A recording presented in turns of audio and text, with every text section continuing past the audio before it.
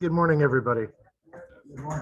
Good morning. We're ready to proceed. It's 9:33, Thursday, June 3rd, 2021.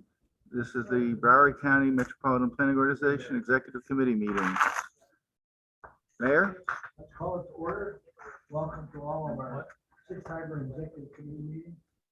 Welcome to all our six hybrid executive committee meetings. While committee members usually attend the quorum requirements, this meeting will be held via Zoom to allow presenters and the public to participate in socially. The housekeeping, meeting being recorded. Please keep your mics muted so the chair recognizes you by raising your virtual hand. If you're not speaking, you automatically mute. Raise your hand, you know, like that stuff, and Rebecca will control. Hey, Frank, I think you're on mute. I am? No, I hear him, but it's not clear. I'm hearing you through here, but I'm not hearing you here. I'm muted. sir. I'm unmuted. What happened? There we There go. Perfect. How about we have Alan read that stuff? Okay, go ahead. Thanks a lot. Alan. Thank you. Let's The try lawyer this one always more has time. something to do. One more time with feeling. Okay, welcome to the sixth hybrid executive committee meeting. While committee members need to be in attendance for quorum requirements, this meeting is still being held via Zoom to allow presenters and the public to participate while being socially distanced. This meeting is being recorded. Please keep your mics muted until the chair recognizes you by raising your virtual hand. If you are not speaking, you will be automatically muted. To raise your hand, select the participant's icon in the toolbar at the bottom of your screen. A white participants column will show up on the right of your screen. In the bottom right corner is a button that says raise hand. Motions will be made by raising your virtual hand. The chair will recognize the first two hands on the participants list as the individuals to make and second motions. Mr. Chair, if I can, I will go ahead and proceed with the roll call. Okay, Chair Ordus, here. Vice Chair Good, She's running a few seconds late. She's in the. Yeah, it was her building. anniversary last night. okay. Deputy Vice Chair Johnson, Here. Broward County Commission Representative Beam Fur, Here. Small Municipalities Representative Ziotti. She's online, right? Let's just make sure. I don't see her listed on There's the there. anniversary girl. Okay, One of these. and then we have at-large Representative Lynn Stoner, Mayor Stoner. Here. Okay, we have a quorum present. I'm And sorry, we- did you call Colburn? No. No, I think I did not. Sorry, at-large Representative Yvette Coburn, sorry. All right. Here. Okay, Chicken liver. I know, right? I can't wait for Mayor Mark. sorry I about just that. wanted to announce that his vice chair's good 31st anniversary. And she cooked a nice dinner for her husband last night, but didn't invite me. She didn't invite any of us. Well, Wait. And I made the meeting short so he can go home and get his dinner. Oh. Nice. All right, we're at a Paul Gavarese to introduce Helen and Night conference call. Yeah, actually, I'm gonna do that since You do that. Paul has not shown up at this point yet. Thanks. What we're gonna do is Lori, Lisa, it's nice seeing you both. Who would you like to? I'm gonna start with Lori, I think is how we usually do that. Yep. So Lori, take it away. Hi, actually, good morning. Lisa's going to start today. Oh, Lisa is. Lisa. Hi Good guys, morning. good morning. Lots of things are happening in Washington. As you know, there's never I think a dull moment that we're hearing about the latest on infrastructure negotiations as part of the Americans Jobs Plan that the Biden administration offered that Lori is going to talk about. I'm going to focus on the budget and appropriations part of what Congress is working on these days. President Biden last Friday provided his full budget request to Congress. And I'm just going to kind of go over the DOT budget now. This kind of formalizes Congress's ability to kind of move forward on the appropriations process, which I know for a lot of you, you are all interested in knowing, because once Congress can start those markups on the appropriation bills, we'll also know more about community project funding requests that I know you all have submitted from your own localities to your congressional delegation. So the DOT budget request is 88.2 billion in discretionary budget resources. This is about a $352 million increase over the FY21 enacted level. The budget proposes 47 billion in trust fund spending for the Federal Highway Administration, and that's in line with the allocation from the FAST Act. The budget proposes 4 billion for the railroad, Federal Railroad Administration, an increase of over 1.2 billion over the enacted level. And then on the FTA front, the budget proposes 13.5 billion in total spending for FY22, which is a 4.1 increase over last year's numbers. So you'll see there's a lot of money that's being put towards the Capital Investments Grant Program, which is your new starts, small starts type of projects. There's 550 million for transit infrastructure grants, including 250 million for a zero emission bus program. And then also under FTA, there's going to be plus ups for the transit modernization sprint program. There's 50 million set aside for climate resilience and adaptation program, which I think you would all be interested in. This is something that would fund competitive grants to improve the resilience of transit assets. And then 50 million for an integrated smart mobility program. And then the other key thing to kind of note here in what the budget proposes, and I think you'll be seeing this across the board with many agencies, is the concern about cybersecurity issues, right? So the budget proposes a very dramatic increase, a 77% boost to cybersecurity initiatives.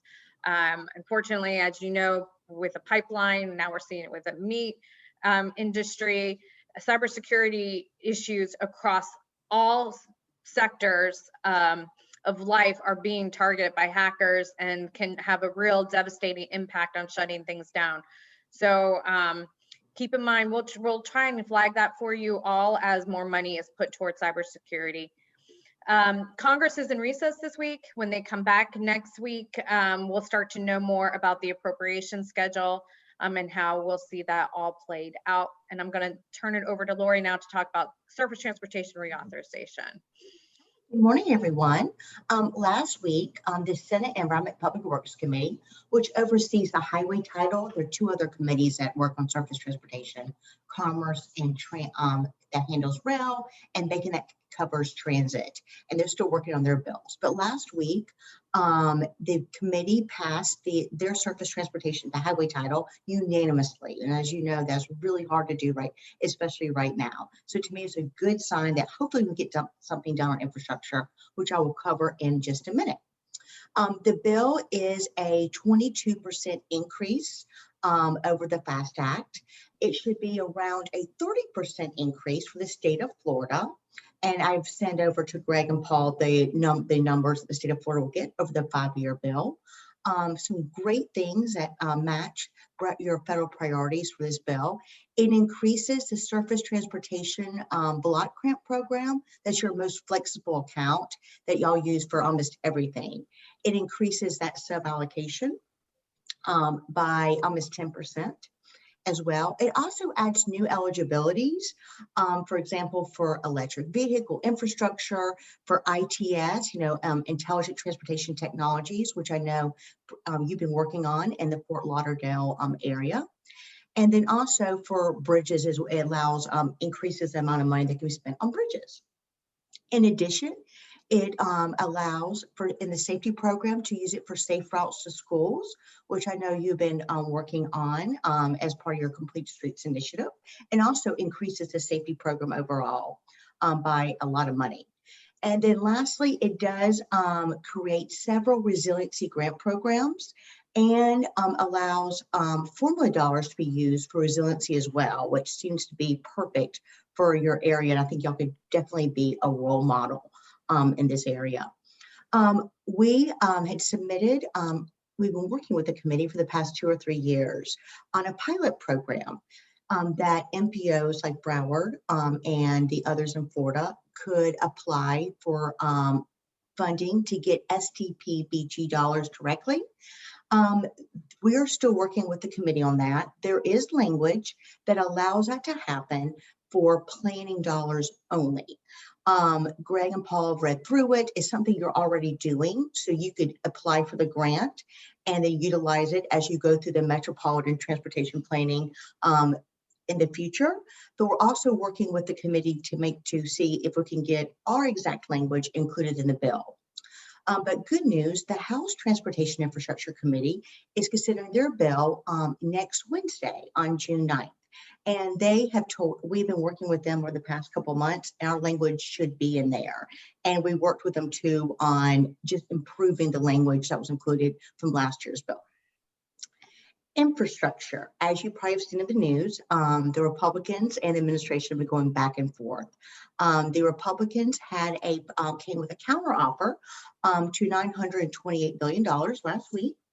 As you recall, the administration had lowered its $2.2 trillion to about $1.7 trillion the previous week. Yesterday, Senator Shelley Moore Capito met with the president in the White House. She is the lead on negotiations, and she's also the ranking member on the Senate EPW committee. And she's leading a number of moderate Republicans and Democrats on this issue. Reports say the meeting went well, but there's still no final offer. There's two major differences. The president wants more money than the Republicans do at this point. And the president wants to include what he calls human infrastructure in addition to us traditional infrastructure, such as roads, bridges, rail, broadband, and water. The president wants to include more funding for hospitals, child care tax credits, and that sort of thing. And he also wants to use President Trump's corporate tax rate and wants to increase it to save money. And Republicans do not want to open up the Trump tax code at all. So there's still a lot of disagreements right now, but it seems like the Republicans are going to come back with a counteroffer later this week, and then they're going to talk to the president by phone on Friday. So we'll keep you posted on this if this works. If it doesn't work, there'll still be an infrastructure bill, and they'll consider it under reconciliation, which is how they did the previous COVID bill. And that simply allows the Senate to pass a bill by simple majority. However, with Congress, with the Senate at 50-50, there's still a number of Democratic moderate senators that want to make it bipartisan. So this is a very difficult dance right now between the White House, the administration, and also with Congress. So we'll keep you tuned. We'll continue to give you updates on that. Thank you very much. Questions? Hearing none, great report. Thank you very much. Thank you. Thank you both. Let's go to approval of the minutes. Do I have a motion to approve the minutes? Rebecca? No, you can't. Commissioner Colburn and Vice Chair Good. Second, any discussion on the minutes? Corrections, deletions? All right, hearing none, we'll pass it without a hand up. We'll see it's unanimous. That's good. Now the approval of the agenda. Need a motion? Commissioner Johnson, Commissioner Furr, on the agenda, any discussion, any questions? Okay, if we approve of the agenda, please raise your hand. Raise your hand. There we go. Dean Furr, Commissioner Furr moves it. Vice Chair Good seconds it. Discussion on the agenda. Hearing none, we're all good. Public comments, Mr. Greg. Yes, thank you, Mr. Chair. Looking on the public attendees side, no one has raised their hand on that side. So, and we have not received any comments prior to the meeting. Michael. Must be doing the right thing. We have one, sir. Commissioner Carn is on the attendee side. Can we move Commissioner Carn over for his question, please? Senator Carn, are you there? Please give me a moment, promoting him over. There he is. He was. Okay, I'm muted again. I'm back. You're unmuted, Senator. I'm unmuted. Thank you. May I just read a statement? Sure. I wanted to, Mr. Chair, officers and members, I wanted to bring a little item that I had mentioned before, but not formally. So I wanted to formally present it to this body. It's an idea that was birthed through one of our constituents here in Oakland Park, who has 5 underpasses under I-95. And the request was to find a local solution to do something about the underpasses. So I thought that let's make it a countywide from Hallandale to Hillsborough Boulevard.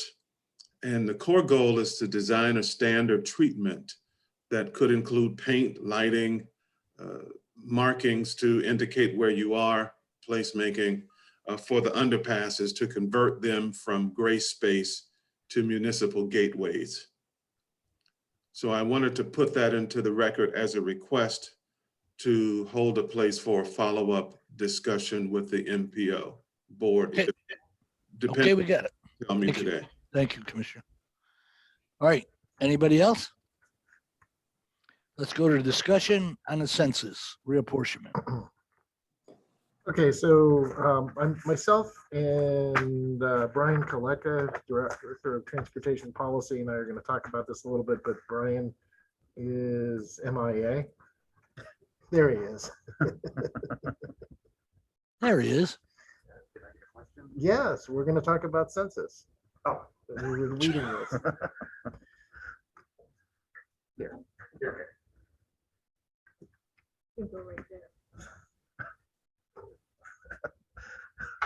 Good morning, board. How can I assist? No, we're talking about census. You got to start the You gotta talk conversation. about the conversation with census. You looked at the numbers. Okay, yes. So looking at the 2020 census, basically all of the communities grew at approximately the same rate. There were a couple of changes like Coconut Creek and Margate switched in position.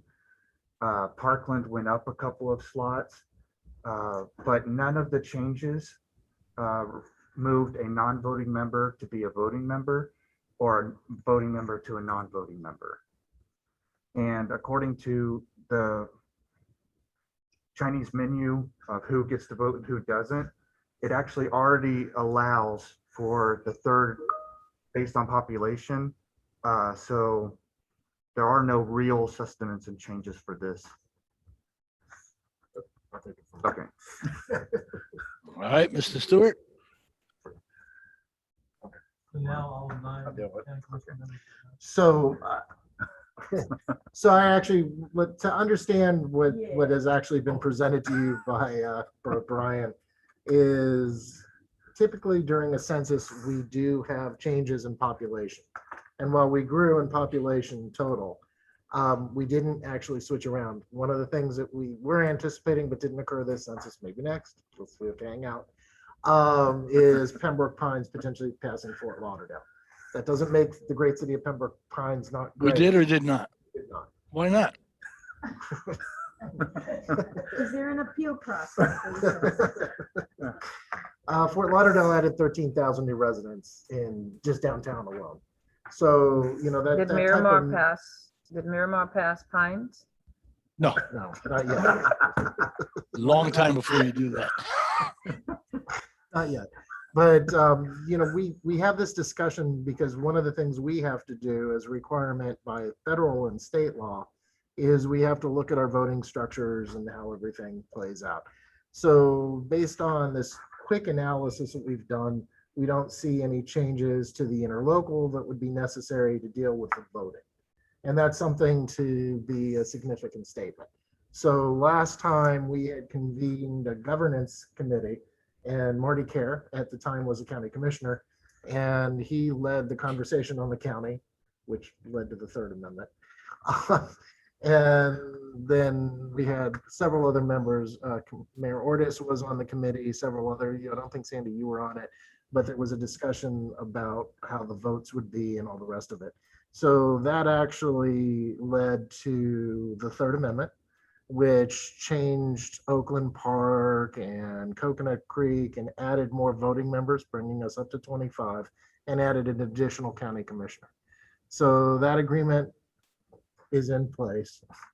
And so I'm basically turning to you all and saying, I don't recommend that we convene a governance committee because I don't think that's going to be necessary. But it does lead into the next item, Ellen, do you have something to say or? No, you continue, please. But it does lead into the next item, which is local contribution. Based on the figures coming out of the census, everybody grew. And, we actually have a fixed in time agreement for the local contribution based on population from the 2000 census. And so now we have the 2020 census coming in place. So we're going to have to revisit the local contribution conversation. And with that, we have to look at how the contribution is coming in, because that actually impacts our Washington and Tallahassee advocacy. Basically, when we did that local increase to the local contribution, I want to say about 5 years ago, the idea was we had a little bit of a surplus in the account. And with that small increase to 5 cents per capita, it was actually to spend down the surplus in the account, but we knew that the day would come that there would be no more surplus and we would start heading into, which we can't do, is deficit spend. So now the discussion has to be, are we going to raise the dues based on population? And if we do that and everybody pays at an 80% rate, we should be okay. And Paul Cavarese has some numbers that we can show to you. But, if I'm never comfortable in the should be okay. We should have a solid, year of backlog to cover our costs. And right now we don't have that. And so that's troubling. And, we need to have the representation up in Washington. We get a lot out of it, not just as an MPO board, but as a region as a whole. Just on the idea of bridges, that's one of the Lighthouse Point issues, but it covers every one of our cities. There might be a need for a bridge near 595. That said, I think it also behooves our county members as well, because it benefits them, with the transit system, potential access to FTA. And while the county does have their own advocates, it's always good to have folks that, the folks in DC already know, advocating with them. We always advocate with Port Everglades. We always advocate with the airport. And that is something that we think we should continue to be doing. Miami-Dade TPO actually has Washington advocates as well. And the county, Miami-Dade County, has advocates as well. So this isn't an unreasonable, an unusual request for the county, even though the county has their own advocates, to then also have advocacy coming from a MPO. And our partners in Palm Beach have actually joined on our contract with Holland and Knight because there's actually a direct benefit to the region. And especially if we look forward to Tri-Rail Coastal Link, or whatever, Coastal Link, Broward Link, whatever we call it, it's gonna be beneficial for us to be working together on the advocacy side, because then Washington sees us working together as a region. Miami-Dade also has had some discussions about joining us as well, but there's a little bit of potential competition between both Broward and Miami-Dade over small starts and some certain grants. So we have to kind of be careful on how that plays out. But with that, Paul, do you have the numbers that we can pull up and show, or is that something we can do at the next meeting? Rebecca has them ready to go and we can pull them up. Good morning, Mayor Ziotti. Good morning. So go ahead, Paul. So thank you. So, and we kind of jumped to the end. Rebecca, could you change cell I2 to 8 cents?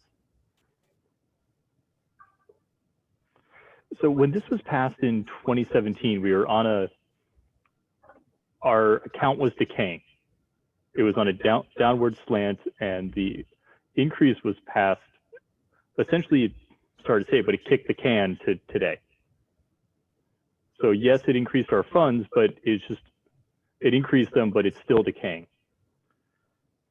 So if we're able to, Okay. So based on the calculations, if we increase our local contribution, so it went from 5 cents to 8 cents, so keeping the same pattern of a 3-cent increase, sans the school board, fixed at 5 cents. Okay, once again, it still creates a decaying trend, but it does push it out to 2025. If we keep the 8 cents at our current 80% collection rate, this account is done in 18 months, which is very disconcerting because we would be halfway, we would have to cease all lobbying functions. These are the same funds that we use to apply for federal grants. So the grant that we're applying for in the city of Hollywood comes out of this fund, comes out of these funds. Not to mention these supplemental activities to support that grant come through our lobbying efforts. So and Paul, I'm our going to correct you and say advocacy. advocacy. Sorry, our advocacy efforts. So we would really have to cease an entire function. And we have seen a huge return on investment just in the earmarks that were coming through. And we also have a return on investment on the Tiger grant we received. So we received $12 million out of the federal government, you know, back in, I guess it was 16. You look at the return there, if you spread that out over the entire time we've been having advocacy funding, you know, that by itself is a great return on investment. I don't know about you, but you know, a couple $100,000 to get 11 million, 12 million bucks, not bad. Then the earmarking side of things, because they were able to help us, we were able to get all the earmarks in on time and where they needed to be. And several of our municipal partners, through their own Washington lobbyists, were told, oh yeah, you can do it in 2 weeks. Well, it was already past the deadline. So, you know, that was kind of one of those things where it's just like, okay, well, our folks are doing us good. And we want to make sure that we can continue to do good with that. So the discussion point today is we're going to need to do some type of increase because we're not getting 100% participation, you know, and then, you know, how do we continue to be able to do the advocacy necessary to, you know, bring more to Broward than just what we currently are allowed to get. Vice Chair Good, you have a question?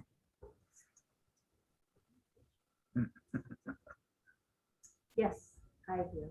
So I guess the missing piece of, can you hear me? Yes. Are you on mute or? To unmute, so I There did. you go.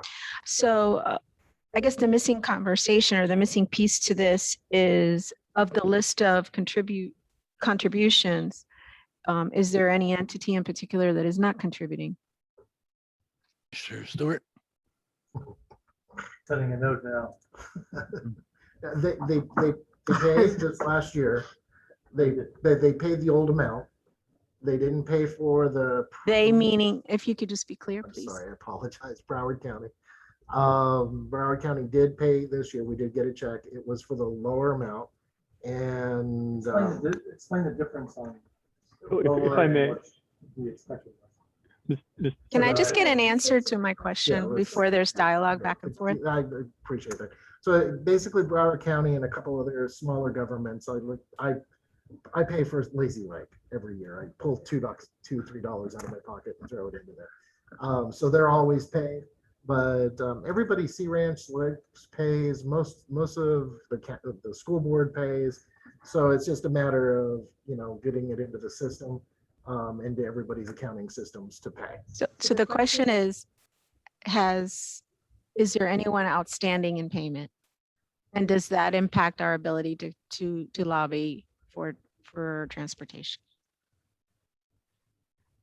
We just need to be honest about what's happening so we can have a conversation, because before I'm going to have a conversation about increasing per capita, I need to know, is it an issue of timing? Is it an issue of unwillingness from And what's any the one hesitancy? particular I think that's a entity? good question. Okay. I just need to understand. Brian, do you mind? I'm going to have you chime in because I know that you've been working, and thank you, Bean, because Commissioner Furr, they, you know, the county did pay for the, you know, this year a little less, but so Brian, do you want to at least say what the conversation was? Thank you, Mr. Chair. Yes, Vice Chair. So I've been working with Commissioner Furr's staff in order to bring the county payment to current. It's just an issue of they went 3 years in a row without payment. And so when they provided a payment 2 years ago, it was applied to the oldest balance. Okay. And so now the payment that we received last month actually was applied to the oldest balance, which was last year also. And when they officially adopted a county commission position, it was from the old amount of 5 cents, and they never went back to the commission for a higher amount. So even though they're only 1 year behind, but the amount is lower because the commission has never authorized the county administrator to increase the contribution. Okay, have we, so as of right now, are they outstanding then in their payment, or it's just that they paid a lesser amount? So the answer is both. They paid a lesser amount, and they need to bring up to this year. So I'm working with Commissioner First staff to make that happen. Okay, and I appreciate Commissioner First's assistance. So have we formally sent a letter to the county advising them that the amount is insufficient, or not insufficient, but have we advised them our desire to have a request made to increase the per capita amount from 5 to whatever everyone else is paying? So that request has been made, and it was that it needs full board action before the increase can occur. Right, and was that request made in writing? I did not make that request in writing. It was just with Commissioner First staff.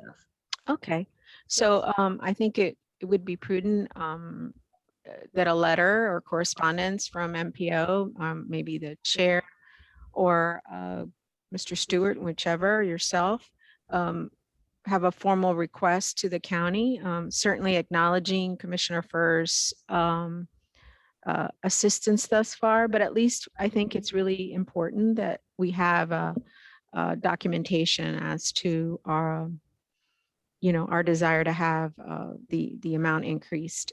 If not, as an entity, I'm sure they'll continue to pay the 5 cents. Commissioner Furr doesn't have the opportunity necessarily to talk to his colleagues. So I think what's important is that we share our desire with the entire commission. Got a motion, Vice Chair? Yes, sir. There's a second to the motion. With a raised hand, Commissioner Furr seconds it. All right, discussion on the motion. Can I step in on this for a second? What's that? Can I step in on this? Sure. Thank you, sir. One of the things I was going to suggest. Greg, you're muted. Yeah, that's why I can't hear you. My apologies. Basically, my suggestion to the group is that we tie the local contribution to Beaver numbers and just keep it consistent for the future. Beaver, the University of Florida population estimate. And that way everybody knows the Beaver numbers move this direction, that direction.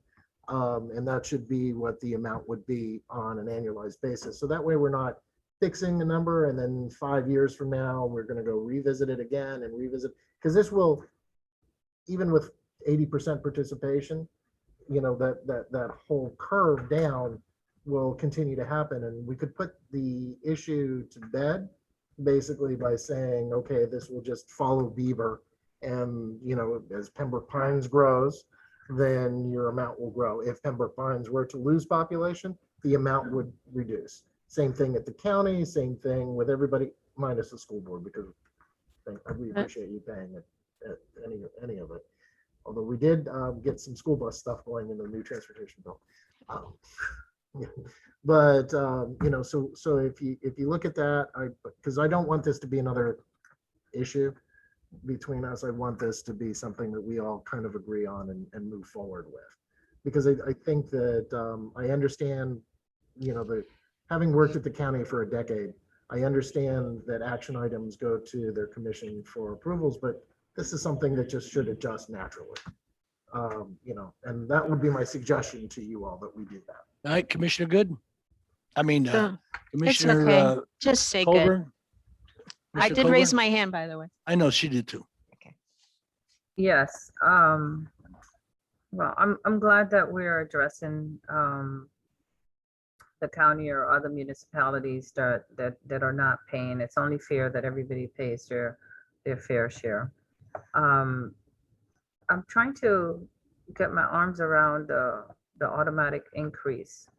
Does this mean that our lobbyists are going to get an automatic increase based on our population increase? Oh, God, no. I mean, are we, is this going to just run away, in terms of this amount that we're paying? So We have a fixed contract for 5 years, or actually 3 years with 2 1-year renewals. We're going to be up for renewal next year. So that's why I'm trying to understand why, why the automatic increase. That way we don't have to Yeah, talk I'm about not. it again. Because this becomes, sensitive to everybody, and I can't blame them. Right, and it will be sensitive to my board when I take it back as well. I might right. as well ask now. Mayor Ziadi. Good Mayor morning. Ziad. Good morning. My question with the increase, I mean, small cities are the ones that are going to struggle with having any kind of increase. So that being said, small cities are also, as much as I don't like saying it out loud, but a lot of us think it, small cities, is that we're kind of left out when it's big cities that have, the big thoroughfares, obviously, that people pay more attention to with highway and development and that type of thing. So although I will admit that our city is getting some funding this year, hopefully, knock on wood, but for the most part, that's just the way it is and kind of has been. So that's the pushback that you're going to get from small cities. And being the representative of small cities, I have to put it out there. I do, because we struggle financially. We're not all Parkland, and so the ones that aren't Parkland, and I say that lovingly, struggle as it is. And COVID is making us struggle even more. And so, wanting to participate in all these organizations that will at some point eventually help us, whether it's a Broward League of Cities or a Florida League or a National League or an MPO, we have to now find ourselves picking and choosing. So that's my hesitation as far as a small city goes. Just to kind of put this in a frame of reference for everybody. I mean, small city, large, it doesn't matter. So if you add 1,000 people in a year, that would increase about $80. That would be what your increase would be. So that's literally the order of magnitude we're talking about. It's not thousands of dollars. It's not tens of thousands of dollars. And that is just, and then it puts the conversation to bed. However, if you lose population, that means it actually goes down. And we have lost population before. That happened in 2000. So if you kind of look at the way the ebb and flow would go, this is kind of, I think, reasonable, but I also completely understand Mayor Ziadi's issue, because I mean, it's no different. I had the conversation with Wilton Manors the other day, because they have a payment due, and they're like, all I need to know is, it's continuous, so they can put it into their budget and budget for it every year. So they were a little more, hey, don't adjust it. So the question is if we do adjust it and don't do an indexing of it, which is what I'm proposing here, is actually, then we should probably set it higher. And that I think is the conversation to be had with your board members as well. Okay, Mr. Furr.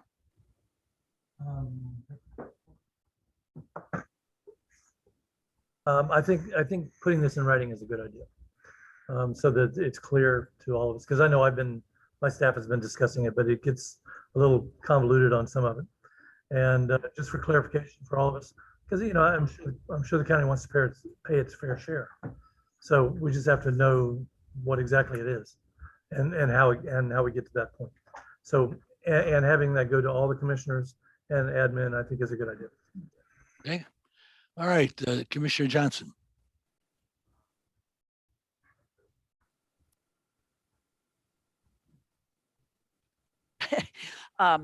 I just wanted to add something as a small city too, that sometimes our needs aren't exactly the same as, the big cities, but we do still get funds for the bike lanes and the sidewalks and in Lighthouse Point, the bridges, et cetera.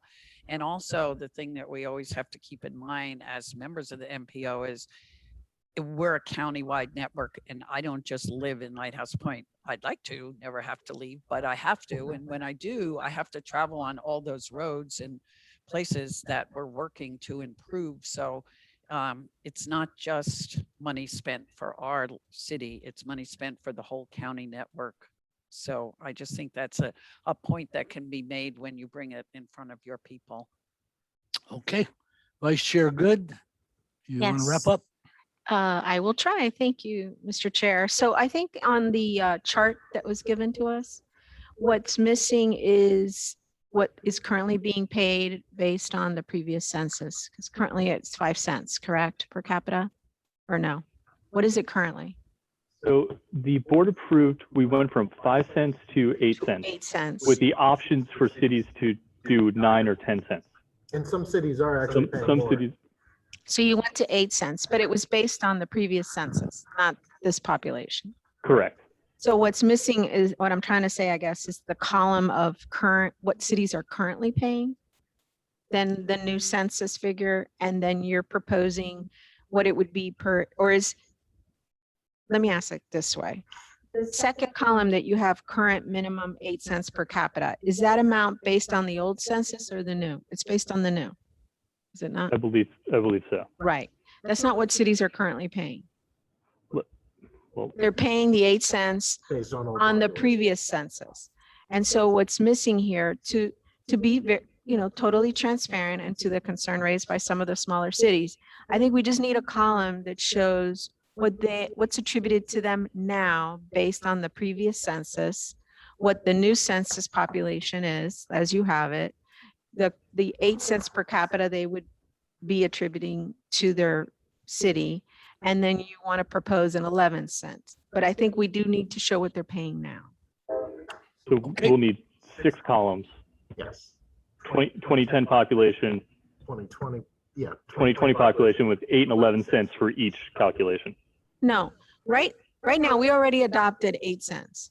You Right. said cities could pay more, but the MPO adopted 8 cents. Right. So cities, if they want to contribute, would pay the 8 cents Gotcha. minimally. So I think that needs to be reflected here based on the old population. Okay. And then, because if you look at this, it's a little misleading. And so you think that the only increase attributed to these cities is a couple $1,000s, but it's not. For example, North Lauderdale, they're showing 3,500 with an 8 cents per capita, 4,800 with the 11 cents per capita. But what is North Lauderdale having to pay now based on the previous census? So there is a little bit of a difference in a bump, and I just think it's, in fairness, we should share it. But I didn't want to have this leave this group until it's all vetted with us. This was a first conversation. Sure. Do you do you Yeah, follow what I'm trying to say? Right. So as of today, and then 2 proposed options. Yeah, in other words, your current minimum 8 cents per capita is based on the new census figure. Right. And I just think it's important to show what everybody minimally can pay now based on what the MPO adopted. Yeah, we can make that adjustment quickly. Thank you. Okay. And we're going to bring this back to you Good all discussion. again next month. All right, good discussion. MTECC. MTech. Just give you a little update on where that is. The mayor and elected roundtable steering committee group has been meeting over the last several years for the establishment of the Metro Transportation Engineering Construction Collaborative. It was MOO originally, but MOO was hard to swallow. Anyway, the bigger issue with this is that organization is to assist all of our governments here in the delivery of federal projects to that we're dealing with. That's kind of came out of the discussion because Florida Department of Transportation District 4 stopped delivering local government projects for them. And then they wanted to go into the LAP program with the 31 cities. LAP is a very difficult process, and some of our largest cities, not being Miramar, but some of our others actually have problems with that, not Pembroke Pines either. So we actually tried to find a solution for the small cities and the larger cities that aren't able to deliver via LAP. LAP actually, the value of a project about anything under $500,000, it's not worth doing because LAP's requirements for certifications and so forth.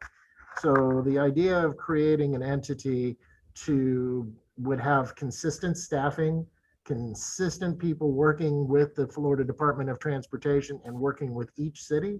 So each city did not necessarily have to bear the burden of training, staffing, keeping all those things moving.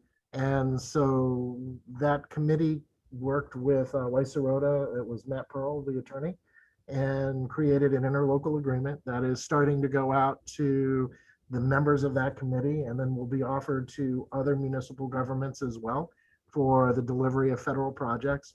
We've been working with the Department of Transportation, not just at the district level, but also in Tallahassee to actually work forward this, because this would be a pilot for them that they might do elsewhere in the state of Florida. Pinellas is an area that would probably be the next step because they have so many cities. Palm Beach may go that direction eventually as well. So we're looking at this and saying, okay, well, yeah, we're on the bleeding edge, but this is something that even the central office staff recognizes are necessary. And so this is where we are. That's actually moving forward. It would have a separate board. It wouldn't be connected to this board. But it would actually potentially get services from the organization, such as financial services, cutting checks and so forth, as well as legal services and procurement services. But it would be billed over to that organization, and it would actually, move that direction. Our team members here through our legal counsel has great experience with FTA funding and administration. I can point to a successful project in the city of Fort Lauderdale, adjacent to where the county wants to build their new government building with the city against the Brightline facility and the BCT facility, where a complete streetscape program has been completed, including extensive landscape, which is actually really cool and able to point to. So this is kind of what we envision the MTech group leading all over as we bundle packages together. Again, the other purpose behind MTech is most of the federal awards that we're doing at the municipal level cross jurisdictional boundaries. So if it was in Pines and Miramar, that you guys get together pretty well and work together, but let's have the conversation with Mariziotti. We go from your city to Lauderhill to Plantation up to Sunrise, over to Sunrise. Those cities one of the cities would have to take a lead under the FDOT direction of LAP. So what this program would do would be allow that organization to coordinate with all the cities for the development of a project. So there's not inconsistencies between each city. Because if each city went out for an award, each one of them would have to be certified. Each one of them would have to spend money to ensure that they're meeting the LAP requirements under federal reviews and all the rest of it. So if in one entity deliver, that is the preferred method. I'm still in conversation with FDOT up in Central, like I said, and they're having the same staffing issues that most of us are having, where there aren't enough people to do projects. And that is a major problem for everybody. And for the smaller cities like Mariziotti or, Lighthouse Point, that actually drives up the costs of projects. So it's not an efficient way to deliver federal dollars to local governments. So that's, again, another benefit of MTech. Mayor Stoner, as a member of the committee, would you like to speak to any of this?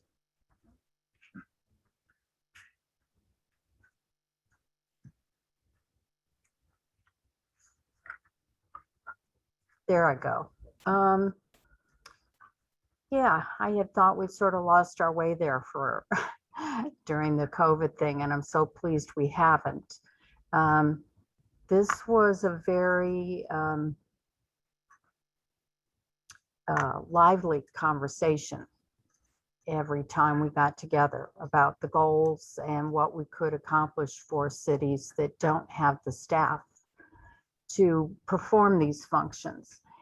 Whether it is a procurement library, how do you do your pay apps, and keep things going smoothly and flowing instead of always having, some struggle. And because the programs are not supposed to additionally be a problem for the cities. And that's what I think everybody's fear is when they get into the paperwork. They really don't know the best process to put forward and how it works and how we put things in place. And so I was very verbal about my past experience with my contracts with the county, how they all got processed, how a standard needs to be in place. And I think that goes directly to your comment about consistency. And the more consistent we can make any of these responses, the smoother it goes. So I'm very, very excited about it. So. Okay, good discussion. All right, review and discussion of May 13th, 2021 agenda items. Mr. Stewart. So basically, we have your typical items, the opening, the pledge. Greg, you went Yep. off. Can you put these on the screen? It's June 10th. Yes. May 13th. Yeah, there it is. Thanks, Carl. So basically we have the call to order, the roll call, minutes, agenda, excused absences, and then we have the election of this group. So we have the chair, vice chair, deputy vice chair, executive committee, county, executive committee, small municipalities, and at large. So far, I've not heard anything from anybody to challenge any of the seats. So, we're going to do one more call out on Friday via email. And then, of course, they can do it on the floor at the meeting, which Alan's going to want to have a little bit of discussion with you on that one. Then as we move on, you have several consent items. Thank you again. It's our performance reviews, both Alan and mine. We appreciate everything. Then you move on to the third amendment, which is the subrecipient agreement for the downtown Fort Lauderdale Mobility Hub. That's the project I was referring to that we've successfully delivered with the city of Fort Lauderdale.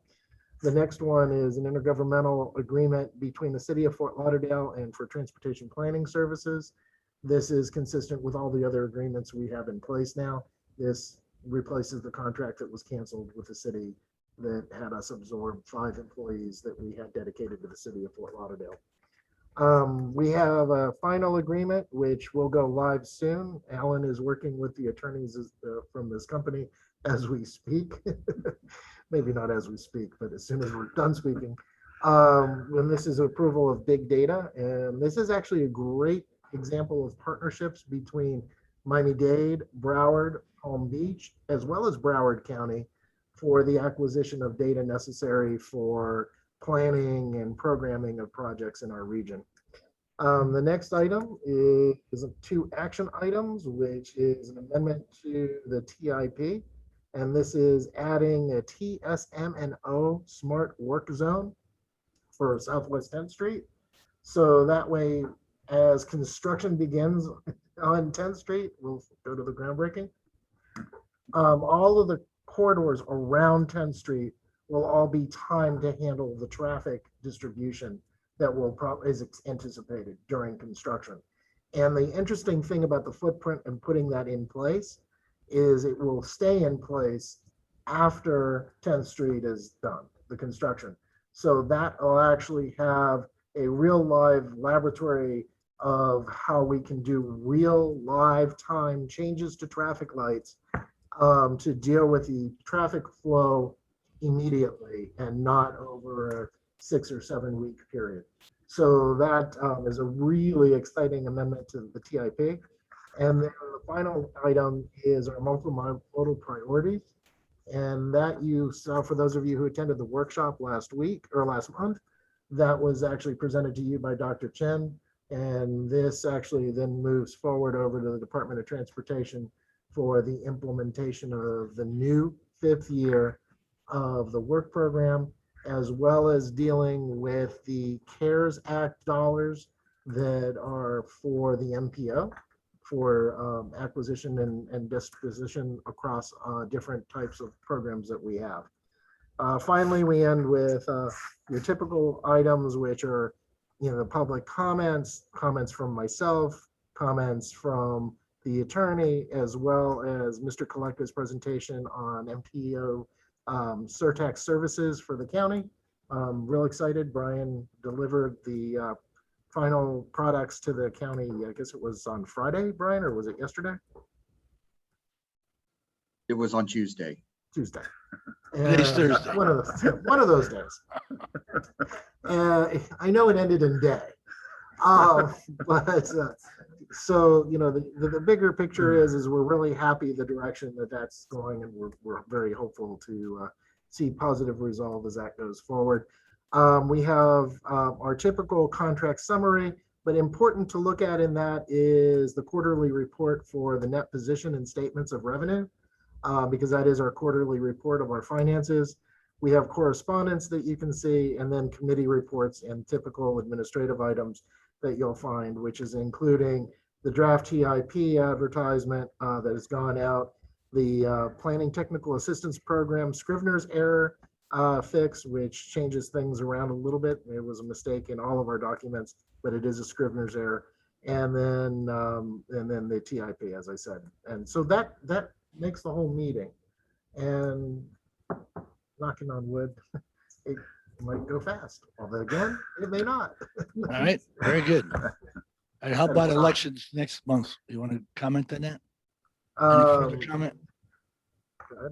Well, so to elections next month. So the question is whether all of you want to continue your positions, assuming that is what the case would be. We'll open up to the floor, see if anyone wishes to actually challenge, I guess, one of the positions.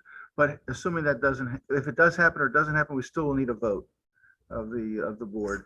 We'll take that election and the vote just like we've been doing. I'll do a roll call vote like before, whether it's for opposition or whether it's just to allow for you to remain in your current position. That will still require the vote. So it's pretty simplified that way. But if I can go to the question of voting and whatnot, I think I'm going to just address it. So we all know that we're under the governor's COVID emergency order and continue to be in that order, which is allowing us to currently meet like we're meeting now with hybrid meetings. That is going to potentially change relatively soon. And we wanted to have a discussion with the executive committee first as to how do we proceed and what would be the anticipation about how to proceed. Do we go, by that I mean simply to go back to regular meetings, everyone present and voting in this room like we've been doing previously, which God only knows that was over a year ago that happened, if we can remember how to do it. Or do we want to, is it the decision of the committee and the board to want to try and continue doing hybrid meetings of some type? Candidly, I'll just tell you that whether or not we do hybrid meetings after the emergency order is lifted is still a legal issue per se, because originally before COVID, we had the Attorney General had indicated that wasn't appropriate unless you could not participate outside of the room unless you had some kind of emergency conditions or issues that allowed that. Some governments continue to just avoid that, and they have rules or they allow themselves to participate outside, but that's problematic to this entity because, frankly, or any entity, because if there's a question about the vote, if it's a close vote, it may challenge whatever that decision may be. So we've always been very conservative in our approach by not allowing that. Greg will tell you that we've had a lot of participants, public participation, because we've been doing the Zoom meetings and people can readily and easily see what's happening and watch, which is not a bad thing. It's a positive thing. I candidly believe that the legislature will, hopefully, I will say, will look at this at the next legislative session, and maybe they'll change the rules a little bit to allow us some more flexibility, but that's yet to be determined. We still have to go back to what was the original orders. So I lay that on the table to you because we're kind of looking for direction. I mean, Greg and I have talked about starting in your August meeting, going back to a full board regular meetings. presuming that the COVID emergency order has been lifted. Yeah, But we that- never know. Just to finish, we don't know that because the governor could change that from one day to another. We just don't know when that order will come down. That's why we want to have that discussion. My personal opinion, we go back to a regular meeting. City of Pembroke Pines went over the governor's order. We created our own ordinance. We are back to full meetings. It's a lot easier, and we're still going to do some technical things because last night on some virtual, couldn't get in. So I would suggest we go back to a regular meeting. And then I got Commissioner Vice Chair Good wants to speak on it. Then Commissioner Furr. Yes, so the school board's been meeting physically for quite some time, but still before COVID, there was always the flexibility. As long as you have a quorum present, you can call into a meeting. It had nothing to do with COVID. It was legally allowed that as long as quorum is physically present, and I know that Pembroke Pines has done it for many years as well. So it has nothing to do with COVID. This board has never allowed that participation to exist. You either had to be here to vote or not be here. So I think that's the question. It really has nothing to do with the governor's order. It's an issue of legality. Is there something that prohibits the MPO board from participating virtually if there's a quorum present? So to answer the question simply, the biggest issue we've always had with the MPO board is because there's so many members, it's a question of voting and being able to assure that the voting is properly being counted. Correct. And managed. You know, it's difficult on a call-in, for example. That's all we had for technology previously, to know who's calling in, who's talking, and being able. But that's a whole different. Right. That's a whole different argument than the governor's order, COVID. It has nothing to do with that. So it's really an issue, and I assumed that would be the issue of ensuring those that are participating virtually, how you, as the one that keeps count on who's able to participate or not participate. It certainly would impact the smaller cities if members are allowed to participate virtually. Okay, so the Attorney General has issued opinions that are old now, and not every city is following them. Not every government is following those, that basically say that if you're going to not participate in the public body in the room, then you have to get the quorum, which we all know, but then you also have to get a justification as to why you're not present at the meeting to participate outside of that. And actually the body is supposed to vote and determine that that's a justified reason at every time it occurs. All right, I know that the county allows for participation by phone call, and I actually checked with the county attorney's office to verify whether or not they ever adopted a rule, only to find out that they don't have one, they just allow it. Okay, because the school board, we have a policy that speaks to that allows that participation. So the reason I'm asking is if this group or if this discussion we're having here, does it go to the general MPO for discussion? Yes, we have to change our rules. Okay. Our rules currently do not allow for. And that was my next question. Yes, that's why we're having the discussion, because we don't know to change the rules or not to change the rules. Right now, our rules are still circumvented because of the emergency order that's in existence. It allows Well, I'm almost done. So I'm a little torn, but I do think that the greater flexibility has allowed greater participation of the membership. Things do come up. For example, the next meeting, I have a graduation, of which if I came here, I wouldn't make it to the graduation to participate for one of our high schools.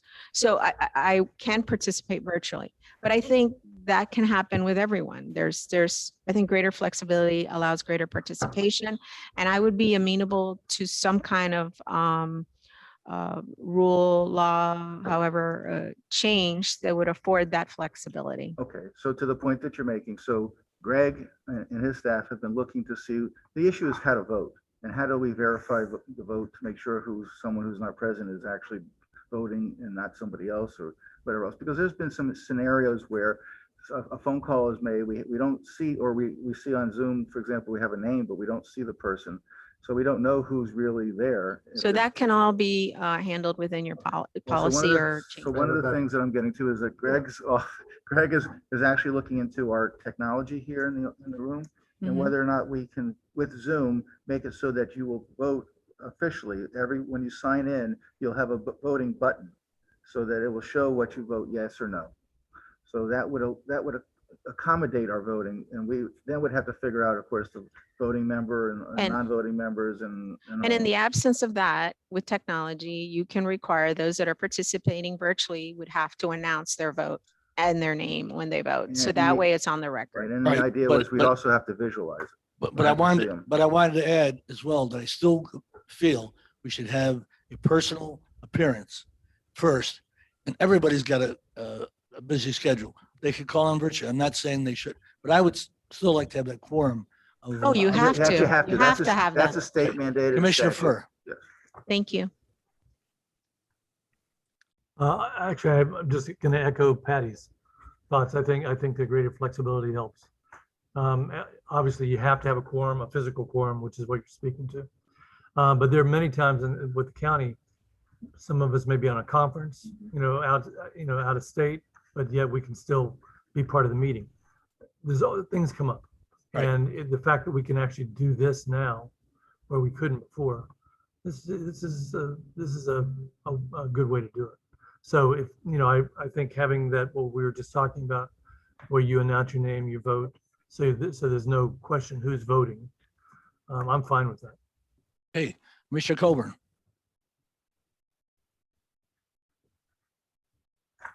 I too like the flexibility. I know that it's important for us to have a quorum. And the more flexibility we give, the possibility will arise that we cannot get a quorum.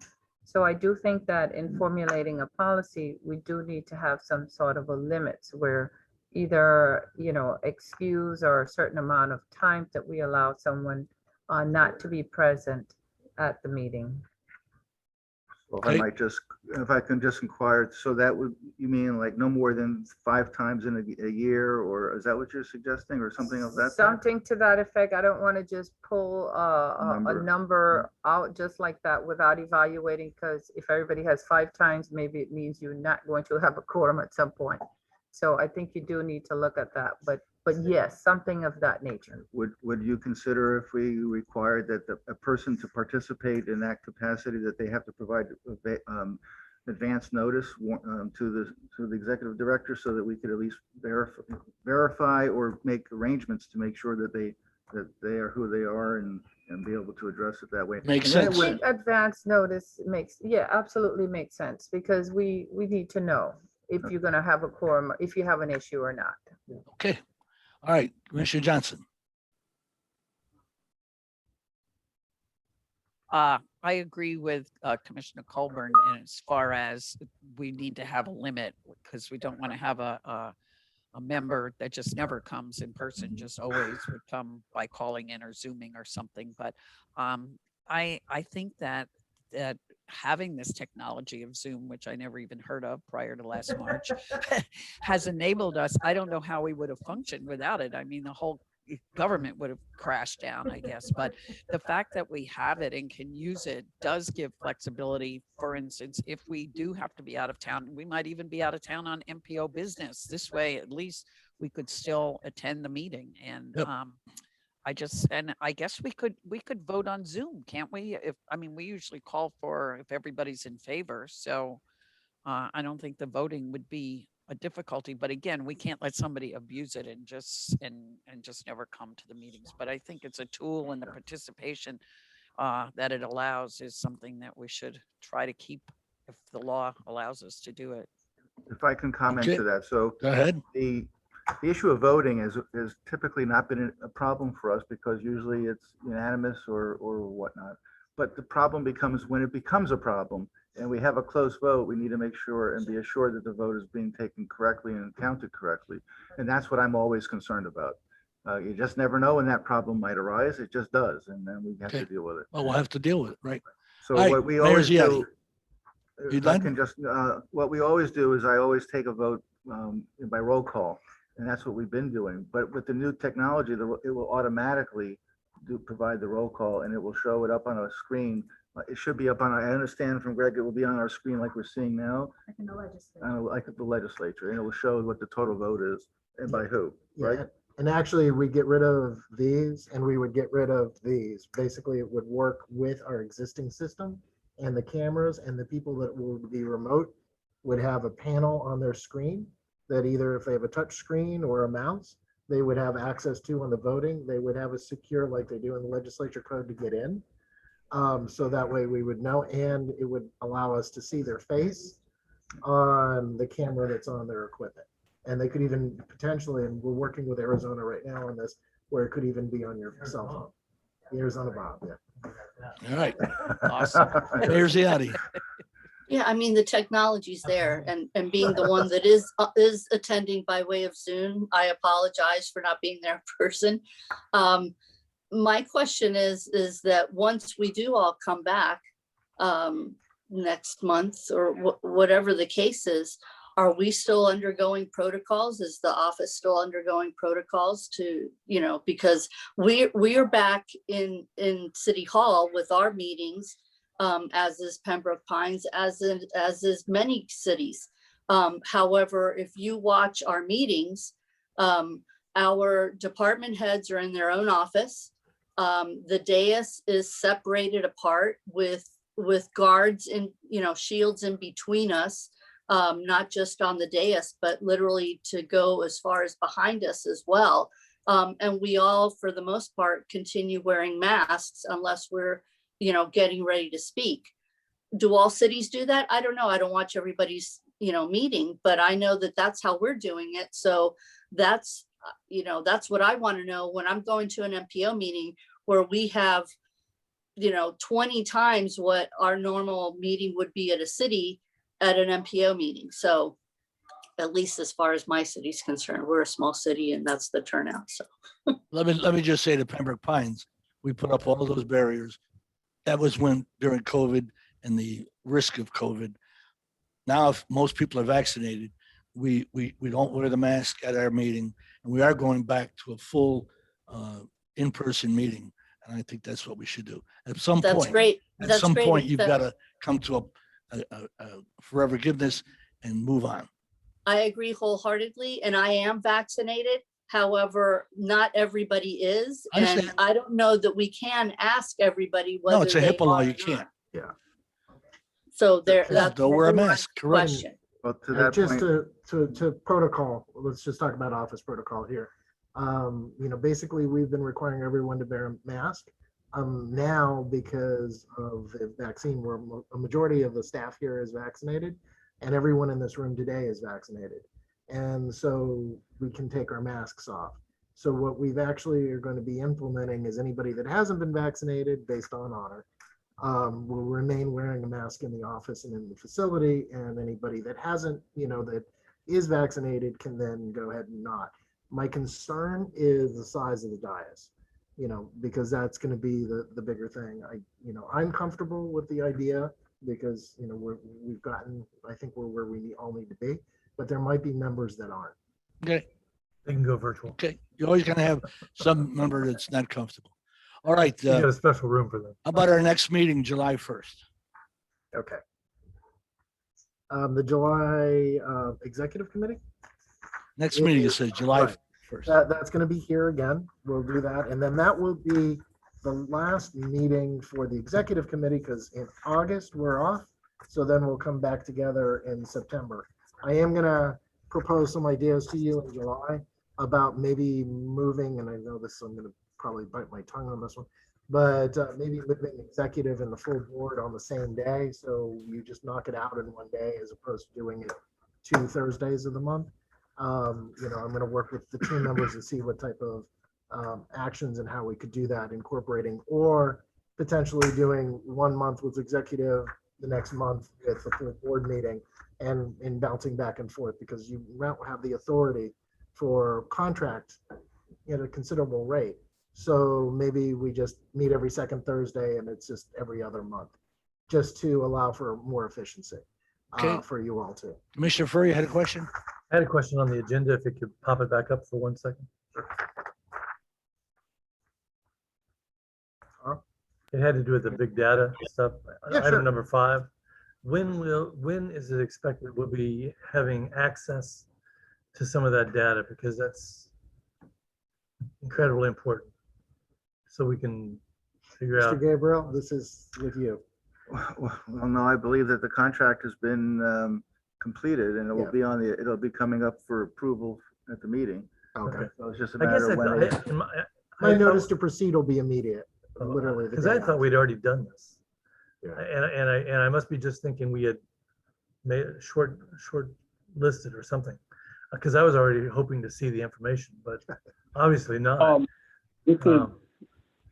Well, unfortunately, it does take us a time to, Yeah, I was from the thinking it time you was see already it to the being. time it gets worked on, there is some time. So I guess when is the deliverable on this? We have access to the data, literally. I'll sign this notice to proceed on Thursday. So probably by the following week, we'll start having access to it. And then it's just manipulating it, Okay, for the various projects. okay, good. Good I to don't know. know if that's the word Right. you meant to say. All right, No, all you take the data and you move it. right. No Manipulate, other further questions. aggregate. I'll make a Aggregate. motion to, no further discussion. I'll move that we adjourn unless objection. Hearing none, we're adjourned. Thank you, Mr. Chair. My Thank pleasure. you. Thank you. Is everybody coming in person next week? Just- Well, we got for you. I sent it Yep. in there. Yep, I got you on the list. Just for the record. But everybody else will be here next week? Okay, perfect. Okay. Thank you, everybody. Really appreciate it. We are concluded. Thank you. Meeting's adjourned.